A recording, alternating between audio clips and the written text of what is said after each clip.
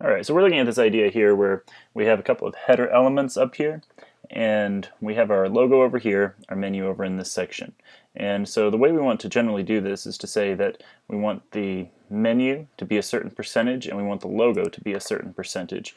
And so we have them both floating left is what we would typically think of doing, but in this case we have a couple of interesting elements. We want it to be that this can fill up the entire space here, and we need this to still be in a reasonable position. So that means that it's not going to be floating, first of all, so that's going to be a centered element that is done through display inline block and then float none and then text line center on the parent element. That's not too important right now, but we're going to get that centered there. And then we have this thing over here with the logo though, and the logo needs to be able to maintain the same size as it's going along, and yet at the same time then it needs to be that it is not going to make this menu get messed up in any way. So we're coming along here and everything is fine, and you can see though, look at this white space around here. The white space outside of that logo, then it is growing and shrinking, but Springfield Bible Church is staying the same. Okay, now we eventually get to a point where we start to have some other things happen. See, like that gets broken right there. And so we were just a little bit off what we were doing. But we need it to be that that Springfield Bible logo stays basically the same all the way through there until we get to a point like this, and then it's a completely different situation. But in here we need it to stay the same while we're letting that white area grow. So the normal way to do it would be having the percentage be on the widget, right? And so that works fine. We have 17% on the widget, but then if we just have that, if we just have it the 17% on the widget, then what we're going to see happen here. Let's get rid of everything on this image there, okay? Then what you're going to have is this gets bigger and bigger. And that doesn't work for us, obviously, right? We can't be having it get bigger and bigger as we go along. We need it to be that it stays roughly the same height, or in this case, really exactly the same height, so that it can work with the menu. So then we have to go down and we say, okay, we want the main area there to stay at 17%, because it's going to be lining up with the nav menu here that is at 83%, and we need those to stay exactly the same so that then we can fill out that whole area, everything stays even. So how do we get around this? Well, we go over to image, and then right now we have all this marked out, but then we need to make sure that we have the width at 120 pixels.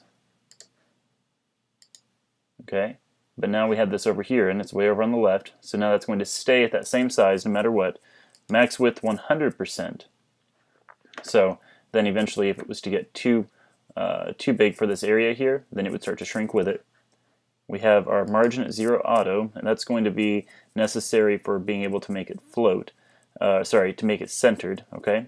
We have float none, because we don't want it to go to the left, we do not want it to go to the right, and there's no float center option.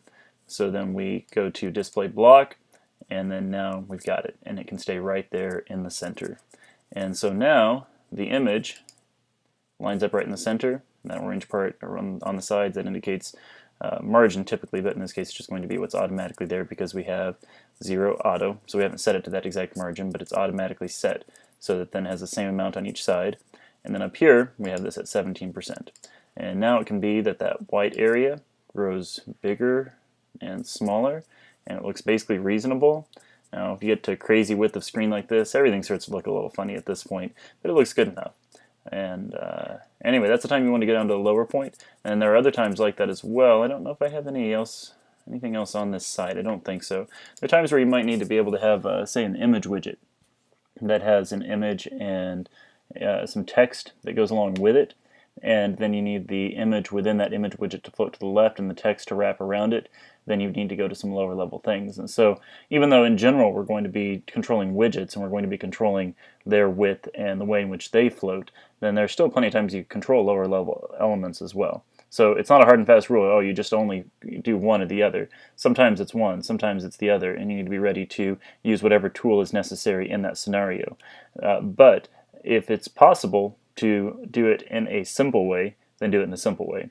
So when you start to get into let's control a bunch of lower level elements and make them all arranged in a certain way, well, that gets more complicated, more difficult for other people to work with later on. So start off with the simplest way you can possibly approach it. If that works, go for it. If it doesn't work, then you can go on to more specific and complex ways of controlling it. That's the basic idea, and if you have questions about that, you can let us know. We'll be glad to help you out.